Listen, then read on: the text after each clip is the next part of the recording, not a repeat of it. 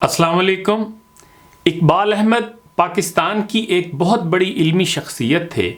ये पूरी दुनिया में लेक्चर देते थे और लोग टिकट ख़रीद कर इनका लेक्चर सुनते थे। बड़े बड़े दानिश्वर उनसे मुतासिर थे। ये अमेरिका में, एम्स्टर्डम में और यूनिवर्सिटी ऑफ शिकागो में भी पढ़ाते रहे। ये कितने बड़े स्कॉलर और नामवर इंसान थे, आप इसका अंदाज़ा सिर्फ एक बात से लगा लीजिए कि इनके इंतकाल पर हैम्पशायर कॉलेज ने ताज़ीती तकरीब मुनक्किद की। उस तकरीब में अक़वाम मुत्तहिदा के secretary general Kofi Annan, Edward Said, Noam Chomsky और अरुंधति राय जैसे लोग शरीक हुए और खुलकर उनकी खिदमात का एतराफ़ किया।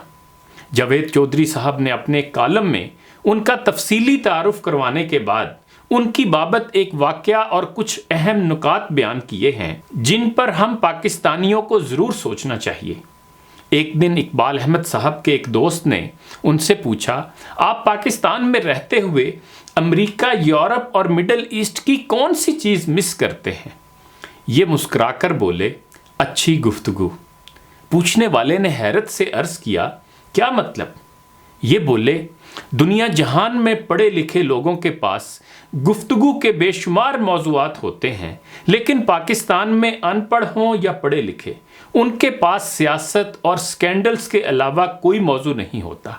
आप जिस भी महफिल में बैठ जाएं और कोई भी मौजू छेड़ दें, वो महफिल चंद मिनटों में सियासत और सियासतदानों के स्कैंडल्स में तब्दील हो जाएगी और लोग उस पर घंटों गुफ्तगू करते रहेंगे। दुनिया भर में लोग आइडियाज़ पर बात करते हैं, लेकिन पाकिस्तान में हर जगह, हर महफिल में शख्सियात आइडियाज़ की जगह ले लेती हैं। चुनाचे मैं पाकिस्तान में अच्छी गुफ्तगू को मिस करता हूँ। इकबाल अहमद साहब ने आज से 23 साल कबल हमारे मुल्क की नफ्सियाती हालत पर क्या खूबसूरत तबसरा किया था, और ये सूरत हाल सोशल मीडिया और व्हाट्सएप से पहले के पाकिस्तान की थी। अल्लाह ने इकबाल साहब पर बड़ा करम किया। ये सोशल मीडिया की ऐजाद से पहले दुनिया से रुखसत हो गए, वरना ये आज पागल होकर सड़कों पर फिर रहे होते या एक बार फिर कैलिफोर्निया में किसी यूनिवर्सिटी में पढ़ा रहे होते।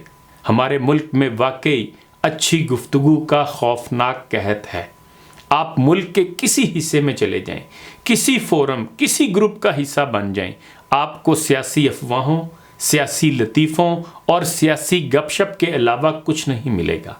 और आप अगर किसी तरह सियासत से जान छुड़ा भी लें तो आप मजहबी गुफ्तगू के तालाब में गिर जाएंगे और वो सारी बातचीत भी सियासी गुफ्तगू की तरह गैर मुसद्दका वाक़यात पर मुश्तमिल होगी। हमारा पूरा मुल्क बोलने के खबत में मुब्तला है। आप कहीं चले जाएं, आपको गोंगे भी आ करते मिलेंगे। हम में से हर शख्स रोज़ाना 3-4 करोड़ लफ्ज़ बोलकर सोता है। बाज़ लोगों की इसमें भी तसल्ली नहीं होती, चुनांचे ये नींद में भी बड़बड़ाते रहते हैं। लेकिन आप जब इस गुफ्तगू का अर्क निकालते हैं तो इसमें से शख्सियत परस्ती और सियासत के अलावा कुछ नहीं निकलता। फिर जावेद साहब लिखते हैं कि मैंने मुद्दत से कोई ऐसा शख्स नहीं देखा जो दूसरे की सुनना चाहता हो। हम में से हर शख्स अंधाधुंध बोलना चाहता है और ये उसमें कोई कसर नहीं छोड़ता। उसकी गुफ्तगू में सियासत और मज़हब के अलावा कुछ नहीं होता और ये भी सुनी सुनाई और गैर मुसद्दका बातें होती हैं। जावेद साहब लिखते हैं कि मैं हर मिलने वाले से पूछता हूँ, क्या आप किताबें पढ़ते हैं? आप यकीन करें, यूनिवर्सिटी के प्रोफेसर्स तक नहीं पढ़ते।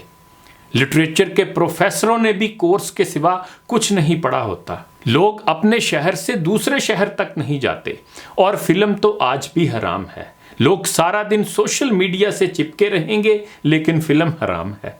लहजा फिर नया ख्याल, नया आइडिया कहाँ से आए? हम क्या गुफ्तगू करेंगे? इंसान बोलने वाला जानवर है, ये इजहार करता है और इजहार के लिए आइडियाज़ चाहिए होते हैं और आइडियाज़ के लिए मालूमात और इल्म दरकार होता है और इल्म और मालूमात के लिए पढ़ना और घूमना और घूमने और पढ़ने वाले लोगों की सोहबत में बैठना पड़ता है, और हम ये करते नहीं हैं। लहजा हम फिर क्या सुनेंगे और क्या सुनाएंगे? हम क्या गुफ्तगू करेंगे? चुनांचे इस कमी ने हमारे मुआशरे में एक बहरान पैदा कर दिया है, अच्छी गुफ्तगू का बहरान। मुल्क में आलम हज़ारों हैं, لیکن صاحب علم کوئی بھی نہیں، مبلغ لاکھوں ہیں لیکن صاحب عمل کوئی بھی نہیں، دانشور کروڑوں ہیں لیکن صاحب دانش کوئی بھی نہیں، اور ہم میں بولنے والے بھی کروڑوں ہیں لیکن گفتگو کسی کو نہیں آتی، مگر اس کے باوجود ہم خود کو ابن عربی اور امام غزالی سے کم درجے کا دانشور نہیں سمجھتے۔ کیا بات ہے! انہی گزارشات کے ساتھ اجازت چاہوں گا۔ اپنا خیال رکھیے گا۔ اللہ حافظ۔